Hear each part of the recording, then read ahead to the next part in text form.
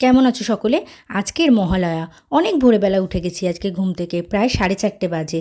আর 4:45টার সময় আমরা সবাই বেরোচ্ছি। কোথায় যাচ্ছি? যাচ্ছি বাবুঘাটে। আর বেরোতে না বেরোতে কি মুষলধারে বৃষ্টি এসেছে আজকের। মায়ের অনেক দিনের শখ ছিল যে বাবুঘাটে আজকের দিনটা যাবে।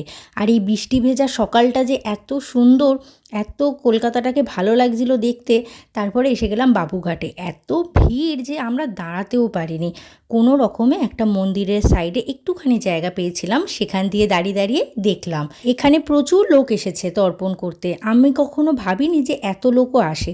এই বছরে প্রথম, তাই দেখলাম। আর তারপরে আমরা অনেকক্ষণ দাঁড়িয়ে দাঁড়িয়ে দেখলাম। এখানে দিদি মায়ের ফটো তুলছে। মায়ের তো ভীষণ ভালো লেগেছে এসে। তারপরে এই সুন্দর সকালটাকে উপভোগ করলাম।